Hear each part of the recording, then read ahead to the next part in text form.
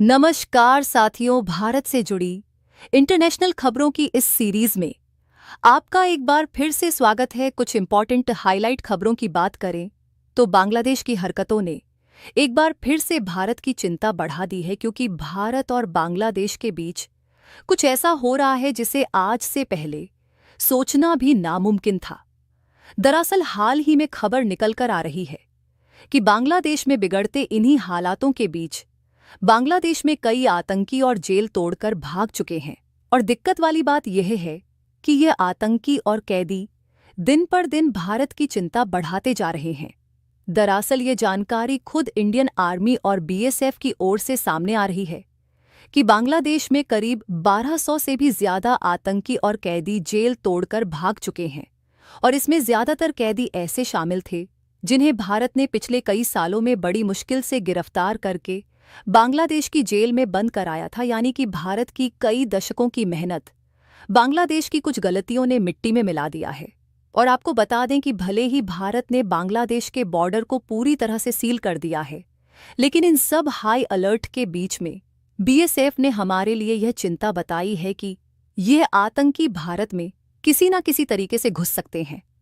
और इसके अलावा खबर निकल कर आ रही है कि भारत की जो कंपनियां बांग्लादेश में एस्टेब्लिश है, उन पर संकट के बादल मडराल से शुरू हो चुके हैं। क्योंकि बांग्लादेश के हालात ठीक होने के नाम नहीं ले रहे हैं, लेकिन भारतीय कंपनियां छोटे स्टार्टअप से लेकर बड़े कॉरपोरेट घरानों तक फैली हुई हैं, जो कि एग्रीकल्चरल, आईटी, बैंकिंग, ऑटोमोबाइल और कई अन्य सेक्टर में काम करती हैं। और शुरुआत में बांग्लादेश की नई अंतरिम सरकार का जिस तरीके से भारत की कंपनियों के प्रति भेदभावपूर्ण रवैया देखने को मिल रहा है, इससे हालात ठीक होने पर भी इन भारतीय कंपनियों को लात मारकर बाहर निकाला जा सकता है। पूरी अपडेट क्या है, इस वीडियो में समझते हैं। लेकिन आगे बढ़ने से पहले भारत की तरफ से इन चिंताओं को दूर करने की भरपूर कोशिश की जा रही है। उसके लिए वीडियो को एक लाइक करके चैनल को सब्सक्राइब जरूर कर लीजिए, क्योंकि यह आपके लिए 1 सेकंड का काम है, लेकिन इससे हमारी काफी बड़ी मदद होती है। देखिए, जब से बांग्लादेश में तख्ता पलट हुआ है, तब से भारत के लिए कई चिंताएं सामने आ चुकी हैं।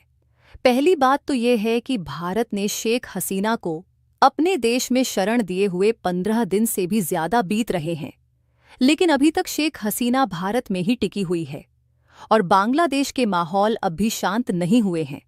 यहां तक कि हिंदुओं और अल्पसंख्यकों पर हो रहे अत्याचार कम होने की कोई खबर नहीं आ रही है।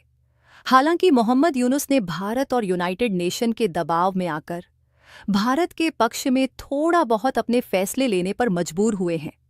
और मोहम्मद यूनुस जी पीएम नरेंद्र मोदी द्वारा कंडक्ट की गई ग्लोबल साउथ समिट में भी शामिल हुए थे। लेकिन इन सब के बावजूद भी अभी तक कोई ठोस और बड़ा कदम मोहम्मद यूनुस जी ने नहीं उठाया है। और इसी बीच एक ऐसी खबर निकल कर आ रही है जिसने भारत को हैरान करके रख दिया है। दरअसल ये रिपोर्ट दी हिंदू की तरफ से आज निकल कर आ रही है, जिसमें साफ साफ बताया गया है, Bangladesh jail breaks a worry for India. यानी कि बांग्लादेश में जो जेल तोड़कर भागने वाले कैदी और आतंकी हैं, उन्होंने भारत की चिंता बढ़ा दी है। ऐसा इसलिए क्योंकि भारत में टेररिस्ट ग्रुप के कई बड़े बड़े लीडर को बांग्लादेश की इन्हीं जेल में बड़ी मुश्किल से गिरफ्तार करके बंद किया गया था। और भारत के लिए केवल यही एक चिंता बढ़ाने वाली बात नहीं है, बल्कि इसके अलावा आज यह खबर निकल कर आ रही है कि बांग्लादेश में जो भारत की कंपनियां हैं और उन्होंने अपनी पूंजी लगाई है, वह कंपनियां अब बड़े खतरे में जा चुकी हैं। क्योंकि ज्यादातर कंपनीज और फैक्ट्रीज तो बंद पड़ी है, और बाकी की कंपनियां कब तक बांग्लादेश के इन हालातों में टिक पाएगी, इस बात की कोई भी गारंटी नहीं है। क्योंकि अंतरिम सरकार की जिस तरीके से तेवर दिख रहे हैं, इससे भारतीय कंपनियों के प्रति भेदभावपूर्ण रवैया अपना सकती है। और जब भी भारत से जुड़ी इस तरीके की ग्लोबल न्यूज़ेस आती है, तो वह स्टॉक मार्केट को हमेशा अफेक्ट करती है। आंकड़े बताते हैं कि इन कैदियों की संख्या लगभग 1200 के करीब है। और बीएसएफ की तरफ से खुद इस बात की जानकारी दी गई कि भले ही बॉर्डर पूरी तरह से सील है, लेकिन यह आतंकी भारत के पूर्वी इलाके में, खासकर असम और त्रिपुरा में घुसपैठ कर सकते हैं। क्योंकि देखा जाए तो इंडियन एक्सपोर्टर के जो प्याज और अन्य खाने पीने के सामान और सब्जियों से भरी ट्रक भारत और बांग्लादेश बॉर्डर पर रुके हुए थे, वह कुछ हद तक अब बांग्लादेश में जाना शुरू कर चुके हैं, जिससे भारत और बांग्लादेश के बीच ट्रांसपोर्टेशन का कम्युनिकेशन दोबारा से चालू है। और इसी बीच इन्हीं रास्ते से बांग्लादेश के आतंकी भारत में आ सकते हैं। आपको बता दें कि भारत और बांग्लादेश के बीच 486 किमी की जमीनी सीमा जुड़ी हुई है, जिनमें से लंबी दूरी तक बॉर्डर पर कांटेदार तार बिछाए गए हैं और बाकी के अन्य स्थानों पर कई नदियां और तालाब दोनों देशों को अलग करते हैं। और इन्हीं जलधाराओं के माध्यम से मवेशियों, सोने, ड्रग्स, औषधियों और मछली के अंडों की स्मगलिंग होती है, जो कि बंगाल की खाड़ी से होते हुए बांग्लादेश और भारत दोनों देशों तक पहुंचाए जाते हैं।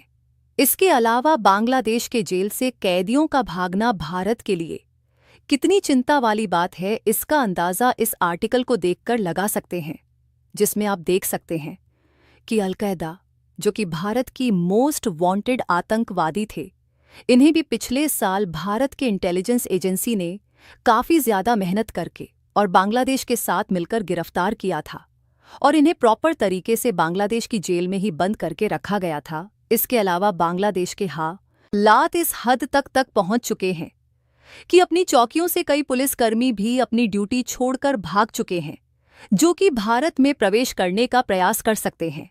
इसका सबसे बड़ा कारण यह भी है कि इंडिया बांग्लादेश बॉर्डर पर बांग्लादेश के गार्ड की तैनाती में कमी आई है, जबकि भारत ने बीएसएफ की तैनाती बढ़ा दी है। भारत की बीएसएफ को यह भी संदेह है कि जेलों से भागे अपराधी और आतंकवादी भारत में अपने हथियारों के भंडार को बेचने की कोशिश कर सकते हैं, जो कि भारत के लिए हैरान करने वाली बात है। बाकी आप लोगों को क्या लगता है कि भारत बांग्लादेश की इन चुनौतियों को निपटा पाएगा या नहीं? अपनी राय कमेंट में ज़रूर बताएं। लेकिन जाने से पहले वीडियो को एक लाइक करके अपने मित्रों तक शेयर ज़रूर करें, ताकि उन्हें भी जानकारी मिल सके। इसी तरह और भी नॉलेजेबल वीडियो देखने के लिए चैनल को सब्सक्राइब करके बेल आइकन को ऑल पर ज़रूर सेलेक्ट करें। जय श्री राम।